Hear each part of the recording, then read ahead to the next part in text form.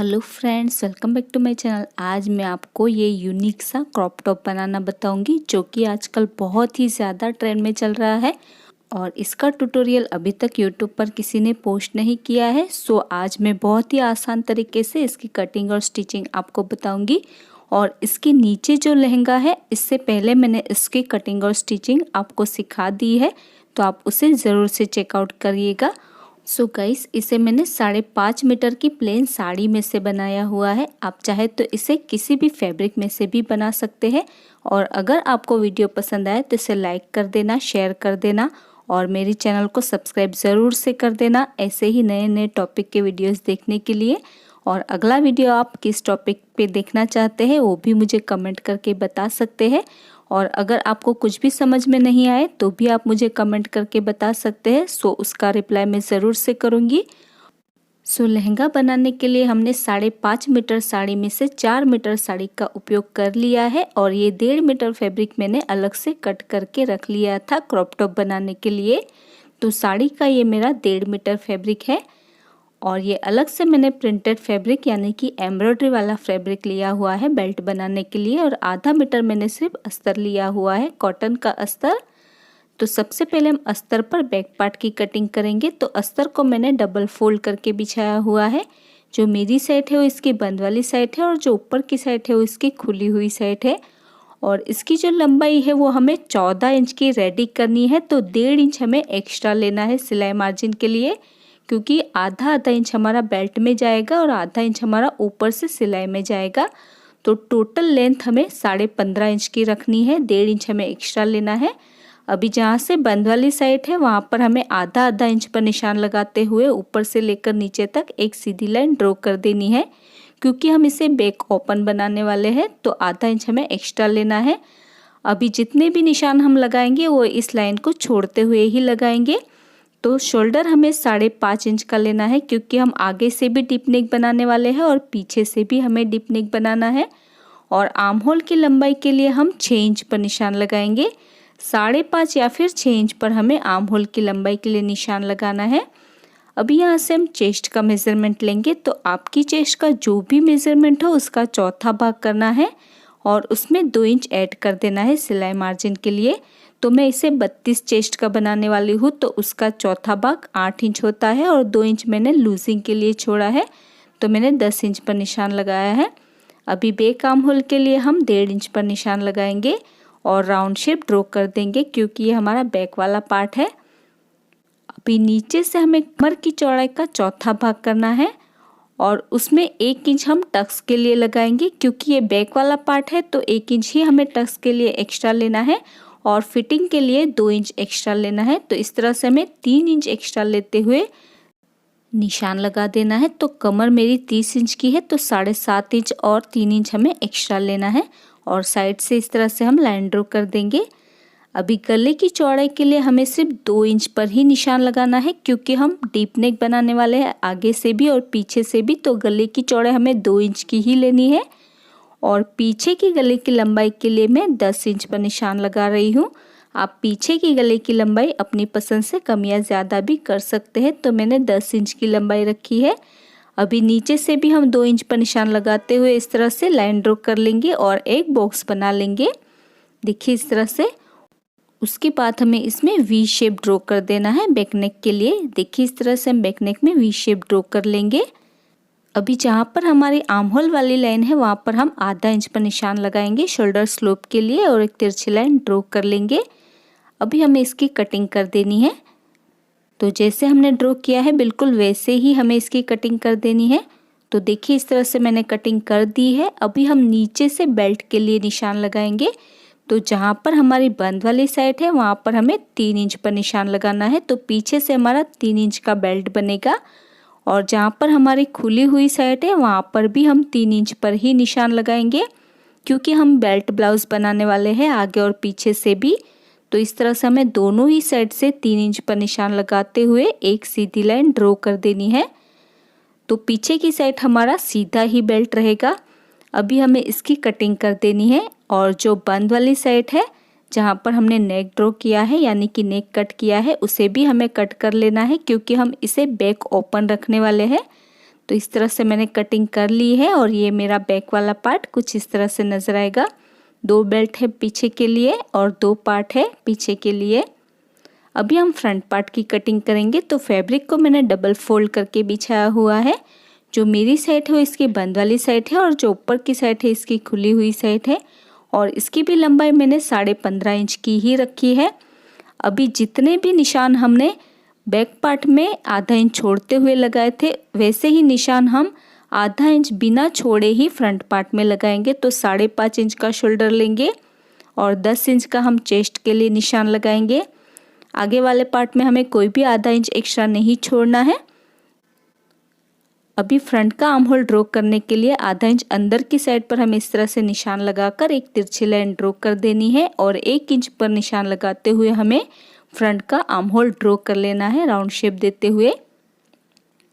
अभी नीचे से देखिए हमें कमर की चौड़ाई का चौथा भाग करना है और आगे से हम थोड़ा सा एक्स्ट्रा यानी कि 2 इंच का टक्स लेंगे। तो हमें 2 इंच टक्स के लिए एक्स्ट्रा लेना है क्योंकि आगे से हमारा कटोरी का शेप अच्छे से नज़र आना चाहिए। तो 2 इंच एक्स्ट्रा लेना है टक्स के लिए और 2 इंच हमें लूजिंग के लिए एक्स्ट्रा छोड़ना है।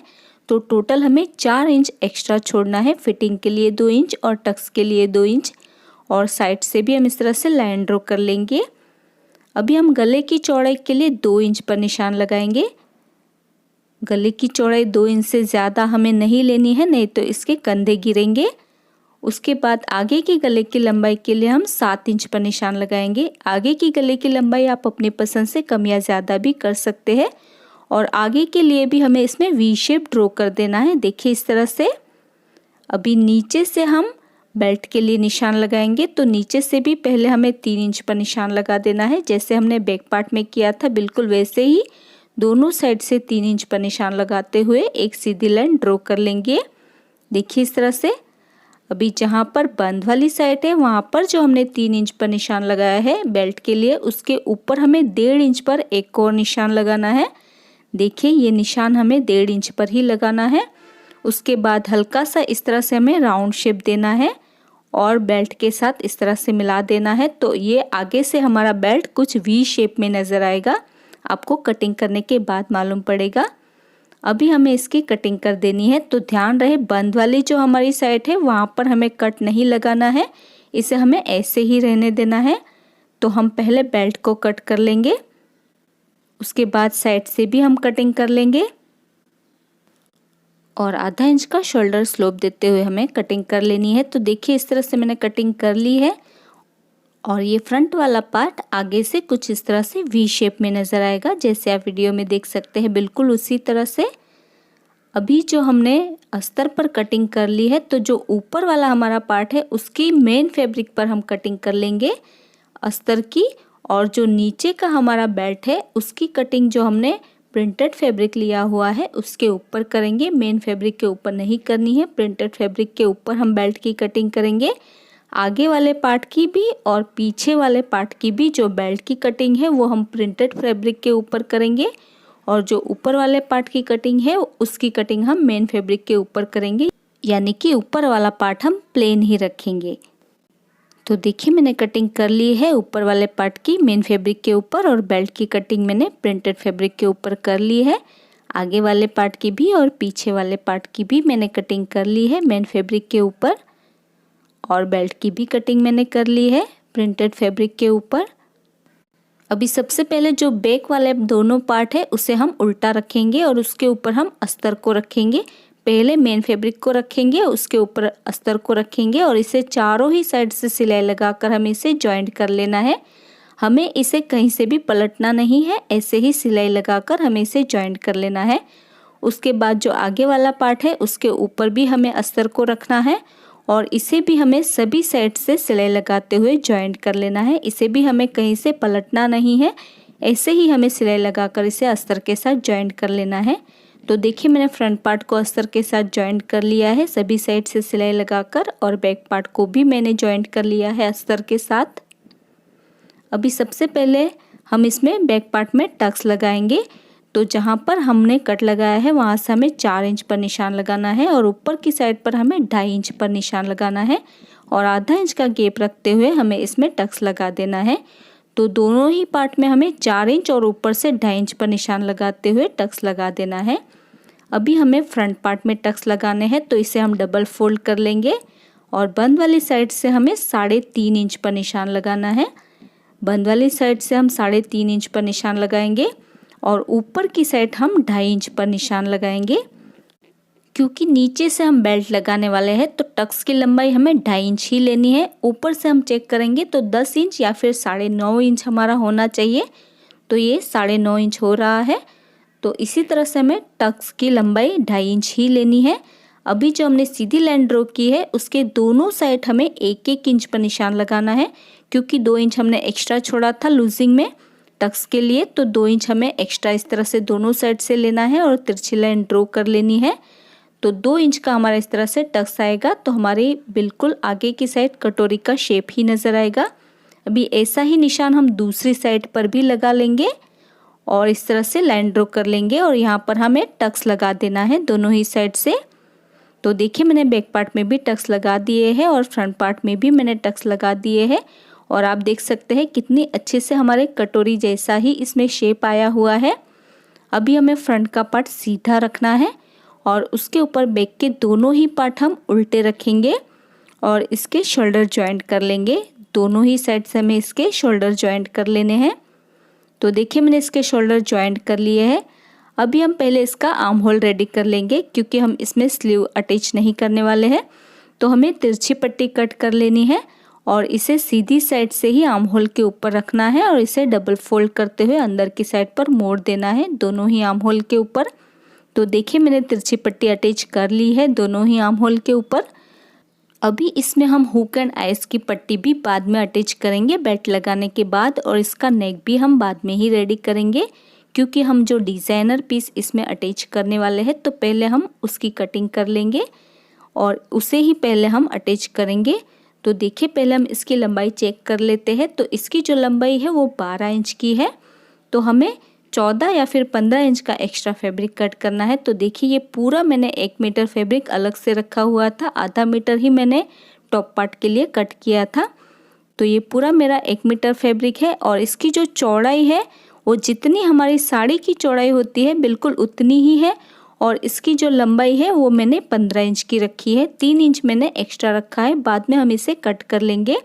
तो इस तरह से इसकी जो लंबाई है फोल्ड करने के बाद 15 इंच की आई है और इसे सिंगल करेंगे तो 30 इंच की लंबाई बनेगी, और इसकी जो चौड़ाई है वो 40 से 42 इंच तक की है। जितनी हमारी साड़ी की चौड़ाई होती है उतनी ही इसकी चौड़ाई है।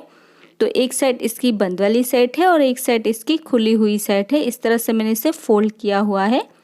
अभी हम इसे एक और बार फोल्ड कर लेंगे। विड्थ वाइज हमें इसे फोल्ड कर लेना है और बिल्कुल सेंटर में हमें एक निशान लगा देना है। आगे की साइड भी और पीछे की साइड भी बिल्कुल सेंटर में हमें एक निशान लगा देना है। देखिए इस तरह से। तो ध्यान रहे ये निशान हमें बिल्कुल सेंटर में ही लगाना है। तो इसी हिसाब से आपको एक्स्ट्रा फैब्रिक कट करना होगा। अभी जो हमने सेंटर में निशान लगाया है तो गले की चौड़ाई हमने 2 इंच की रखी थी, तो सेंटर से एक साइड पर हमें 2 इंच पर निशान लगाना है और दूसरी साइड पर हमें 2 इंच पर निशान लगाना है। तो टोटल हमारी 4 इंच की चौड़ाई होती है। तो ध्यान रहे सेंटर से हमें दोनों साइड जितनी भी आपकी गले की चौड़ाई है उतना ही आपको निशान लगाना है। उसके बाद हम इसमें पहले आगे का गला ड्रॉ करेंगे। तो आगे की गले की लंबाई हमने 7 इंच की रखी थी, तो आधा इंच हमारा शोल्डर जो हमने जॉइंट किया था उसमें चला गया, तो 6.5 इंच बचता है। तो इस तरह से हमें 6.5 इंच पर निशान लगा देना है और इसमें भी हमें वी शेप ड्रॉ कर लेना है, जैसे हमने फ्रंट नेक में वी शेप ड्रॉ किया था बिल्कुल उसी तरह से। उसके बाद हम इसे इस तरह से पलट देंगे और पलटने के बाद हम बैक नेक के लिए निशान लगाएंगे। तो ध्यान आपको रखना है कि ये निशान हमें बंद वाली साइड से ही लगाना है। अभी गले की चौड़ाई के लिए दोनों साइड से 2-2 इंच पर निशान, और लंबाई हम 10 इंच की रखी थी, तो आधा इंच हमारा शोल्डर में सिलाई में चला गया, तो 9.5 इंच पर हमें निशान लगाना है। और पीछे के लिए भी हमें इसमें वी शेप ड्रॉ कर देना है, जैसे आगे के लिए वी शेप बिल्कुल उसी तरह से हमें पीछे के लिए भी वी शेप ड्रॉ कर लेना है। तो ये हमारा पीछे का गला रहेगा। अभी इस फैब्रिक को हमें इस तरह से खोल देना है और पहले सेंटर में हमें निशान लगा देना है। अभी हमें इसकी कटिंग कर देनी है। तो ये हमारा आगे और पीछे का दोनों ही साइड का गला कट हो जाएगा, यानी कि हमारा बैक नेक और फ्रंट नेक दोनों ही साइड से कट हो जाएंगे। तो हम इसकी कटिंग कर देंगे।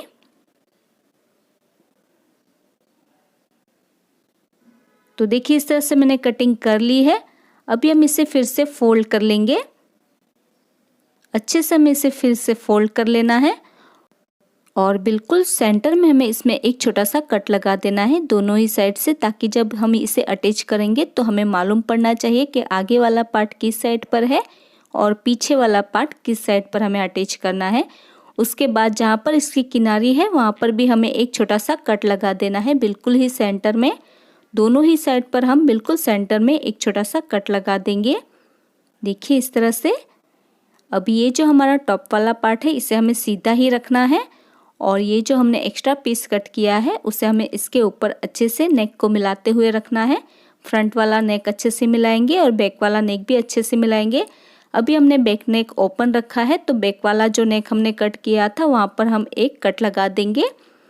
उसके बाद हमें अच्छे से इसे मिलाना है, आगे वाला नेक भी और पीछे वाला नेक भी अच्छे से मिलाना है। दोनों ही साइड से अच्छे से मिलाते हुए हम पहले इसमें पिन्स लगा लेंगे, ताकि बाद में हमें सिलाई लगाने में आसानी हो। तो पूरे ही नेक के ऊपर हमें पिन से इसे सिक्योर कर लेना है। उसके बाद हम इसमें सिलाई लगा देंगे। जैसे हमारा नेक है बिल्कुल उसी तरह से वी शेप में हमें इसमें सिलाई लगा देनी है और पीछे वाली साइड जहाँ पर हमने कट लगाया है वहाँ पर भी हम इसे सिलाई लगाकर सेट कर लेंगे। दोनों ही साइड से हमें इसमें सिलाई लगा देनी है और नेक के ऊपर भी हमें इसमें सिलाई लगा देनी है और फ्रंट पार्ट में भी आगे की साइड से हम सेंटर में सिलाई लगा देंगे। इस सिलाई को हम बाद में निकाल भी सकते हैं। तो देखिए मैंने इसमें सिलाई लगा दी है। अभी देखिए ये जो ऊपर वाला एक्स्ट्रा फैब्रिक हमने अटैच किया है उसमें हमें सेंटर में लाइन ड्रॉ कर लेनी है। तो पहले हमें इसे इस तरह से उल्टा कर लेना है, सीधी साइड से नहीं, हमें उल्टी साइड से लाइन ड्रॉ कर लेनी है। तो जो हमने सेंटर में छोटा सा कट लगाया था बिल्कुल उस कट के ऊपर हमें इस तरह से सीधी लाइन ड्रॉ कर लेनी है, बिल्कुल सेंटर में ही। उसके बाद हम नीचे की बॉर्डर को डबल फोल्ड करते हुए इसमें सिलाई लगाएंगे। बिल्कुल किनारे पर हमें डबल फोल्ड करते हुए इसमें सिलाई लगा देनी है और इसी तरह से दूसरी साइड का जो हमारा एक्स्ट्रा फैब्रिक है उसके भी बिल्कुल सेंटर में हम इस तरह से लाइन ड्रॉ कर लेंगे और इसकी जो नीचे वाली बॉर्डर है उसे हमें डबल फोल्ड करते हुए इसमें सिलाई लगा देनी है। तो देखिए मैंने इसकी बॉर्डर को फोल्ड कर लिया है दोनों ही साइड से। अभी जो सेंटर में हमने लाइन ड्रॉ की थी उसके ऊपर हम इलास्टिक अटैच करने वाले हैं। तो बिल्कुल पतला सा इलास्टिक हमें लेना है और इलास्टिक की लंबाई आपको उतनी लेनी है जितनी आप स्लीव की लंबाई रखना चाहते हैं, उससे 1 या 2 इंच कम का आपको इलास्टिक लेना है। तो मैं 10 इंच की स्लीव की लंबाई रखना चाहती हूँ तो मैंने 8 इंच का इलास्टिक लिया हुआ है। अभी जो सेंटर में हमने लाइन ड्रॉ की थी उसके ऊपर हमें इलास्टिक को इस तरह से खींचते हुए सेंटर में ही हमें इलास्टिक को रखना है, किनारे पर ही, और इस तरह से खींचते हुए हमें इसके ऊपर सिलाई लगा देनी है। तो एक कोने से लेकर दूसरे कोने तक बिल्कुल सेंटर में हम इलास्टिक को इस तरह से खींचते हुए रखेंगे और इसके ऊपर हम सिलाई लगा देंगे। और इसी तरह से दोनों ही साइड के एक्स्ट्रा फैब्रिक के ऊपर हमें सेंटर में इलास्टिक को खींचना है और इसके ऊपर हमें सिलाई लगा देनी है। तो इस तरह से आपका इलास्टिक बहुत ही आसान तरीके से लग जाएगा और इसकी फिनिशिंग भी बहुत ही अच्छे से आती है और पहनने के बाद ये बिल्कुल गैदर्स की तरह ही नज़र आती है। आपको इसमें प्लिट्स लगाने की भी ज़रूरत नहीं होती है। देखिए इस तरह से हमें इलास्टिक को अटैच कर लेना है। तो दोनों ही स्लीव के ऊपर जो हमने लाइन ड्रॉ की थी उसके ऊपर हमें इलास्टिक को अटैच कर लेना है। तो इस इलास्टिक के ऊपर हम डबल सिलाई लगा देंगे इसे खींचते हुए, ताकि ये इलास्टिक अच्छे से हमारा फिनिशिंग के साथ बराबर से स्लीव के ऊपर बैठ जाए और सीधी साइड से इसकी फिनिशिंग भी बहुत ही अच्छे से नज़र आती है डबल सिलाई लगाने के बाद। तो देखिए इस तरह से इलास्टिक को हमने अटैच कर लिया है और आप देख सकते हैं कितनी फिनिशिंग आई है इसकी हमारी स्लीव के ऊपर। और इसी तरह से मैंने दोनों ही स्लीव के ऊपर इलास्टिक को अटैच कर लिया है। अभी देखिए ये जो इलास्टिक हमने अटैच किया है उसके दोनों साइड में हमें क्रीज बनाते हुए इसके ऊपर प्रेस लगाकर इसे सेट कर लेना है। तो इसकी फिनिशिंग बहुत ही अच्छे से नज़र आती है। उसके बाद नीचे की साइड पर हम इसमें बड़ा टाका करके सिलाई लगाएंगे गैदर्स बनाने के लिए। तो एक्स्ट्रा फैब्रिक को छोड़ते हुए हमें बड़ा टाका करके इसमें सिलाई लगानी है। पीछे वाले भी दोनों ही पार्ट्स में हमें बड़ा टाका करके इसमें सिलाई लगानी है गैदर्स बनाने के लिए। तो देखिए मैंने फ्रंट पार्ट में बड़ा टाका करके सिलाई लगा दी है। अभी हमें इसे हल्के हल्के खींचना ही गैदर बना लेनी है। तो ध्यान रहे साइड में हमने 2 इंच सिलाई का एक्स्ट्रा छोड़ा था, तो 2 इंच का हमें एक्स्ट्रा फिटिंग के लिए छोड़ देना है और वहीं तक हमें गैदर्स को सेट करना है। यहाँ पर हम फिटिंग की सिलाई लगाएंगे। तो 2 इंच छोड़ते हुए इस तरह से हमें गैदर्स को सेट कर लेना है। तो आगे वाली साइड पर हमें अच्छे से गैदर्स को सेट करना है ताकि सेंटर में हमारी अच्छे से गैदर्स बन जाए।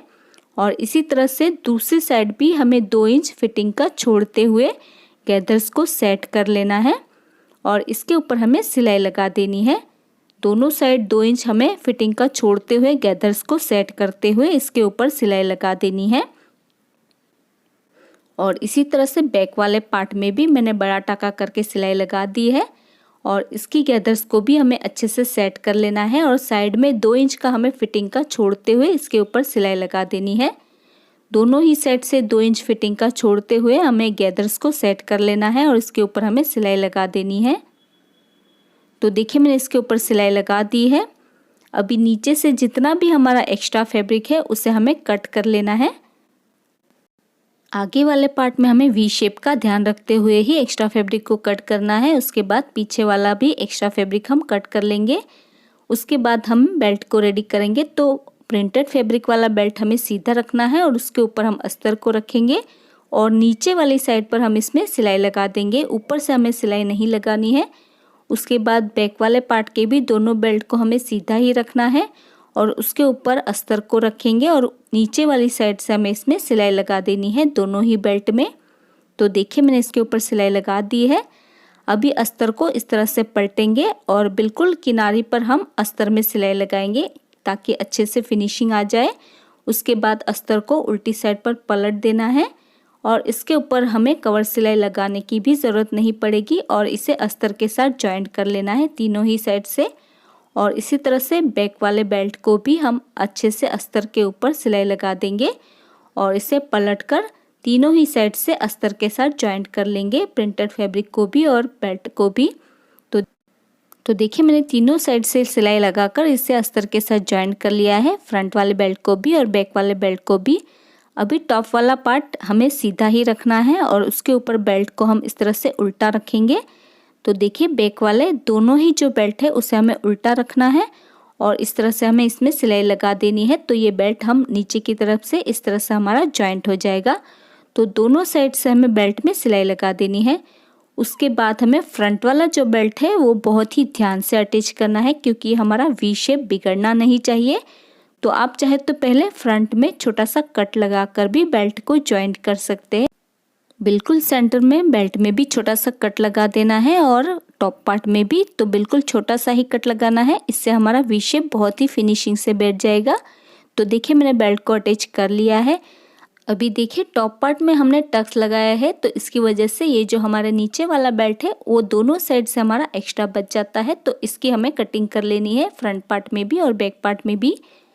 अभी हम इसमें हुक एंड आइस की पट्टी अटैच करेंगे। तो देखिए मैंने ये मेन फैब्रिक की 3 इंच की पट्टी ली है और अस्तर की भी पट्टी ली है। अभी इस पट्टी को हमें सीधी साइड से रखना है और इसकी बॉर्डर को फोल्ड करते हुए आधी पट्टी अंदर की साइड मोड़ देनी है और आधी पट्टी बाहर की साइड रखनी है। और इसी तरह से दूसरी साइड पर हम 2 इंच चौड़ी पट्टी कट करेंगे और इस पूरी पट्टी को हमें उल्टी साइड पर पलट देना है। और पट्टी लगाने के बाद हम इसका नेक भी रेडी कर लेंगे। जैसे हम तिरछी पट्टी लगाकर नेक बनाते हैं उसी शेप में हमें तिरछी पट्टी लगाकर नेक बना लेना है। तो देखिए मैंने हुक एंड आइस की पट्टी अटैच कर ली है और वी शेप में मैंने तिरछी पट्टी भी अटैच कर ली है और इसका नेक भी हमारा रेडी हो चुका है। वीडियो काफ़ी ज़्यादा लंबा हो जाता है इसलिए मैंने पट्टी लगाना नहीं बताया है। उसके बाद हम इसे इस तरह से सीधा कर लेंगे और पहले बिल्कुल किनारे पर हम इसमें कवर सिलाई लगाएंगे। तो दोनों साइड से बिल्कुल किनारे पर हमें इसमें सिलाई लगानी है। तो देखिए मैंने किनारे पर सिलाई लगा दी है। अभी हमें इसे उल्टा कर लेना है। तो ध्यान रहे ये फिटिंग की सिलाई हमारी स्लीव में नहीं लगनी चाहिए। उसके बाद हम पहले किनारे पर सिलाई लगाएंगे, उसके बाद 2 इंच हमने सिलाई के लिए एक्स्ट्रा छोड़ा था, तो 2 इंच का गैप रखते हुए हमें इसकी फिटिंग कर लेनी है। तो दोनों ही साइड से 2 इंच का गैप रखते हुए हम इसकी फिटिंग कर लेंगे। तो देखिए मैंने इसकी फिटिंग कर ली है दोनों ही साइड से, और ये स्लीव अच्छे से हमारी बाहर को निकल कर आई है। अभी पीछे की साइड हम इसमें आइस लगा लेंगे एंड हुक्स लगा लेंगे, और इसी के साथ ही हमारा क्रॉप टॉप बनकर रेडी हो चुका है। और ये है इसका फाइनल लुक। फ्रेंड्स, आज का वीडियो थोड़ा सा लंबा बना है क्योंकि मैंने आपको अच्छे से स्टेप बाय स्टेप डिटेल में ये क्रॉप टॉप बनाना बताया हुआ है। अगर आप ऐसा ही क्रॉप टॉप बनाना चाहते हैं तो वीडियो को कहीं भी स्किप मत कीजिएगा, पूरा ध्यान से देखिएगा। और आपको वीडियो कैसा लगा मुझे कमेंट करके ज़रूर बताइएगा। मेरा ये वीडियो देखने के लिए thank you so much guys.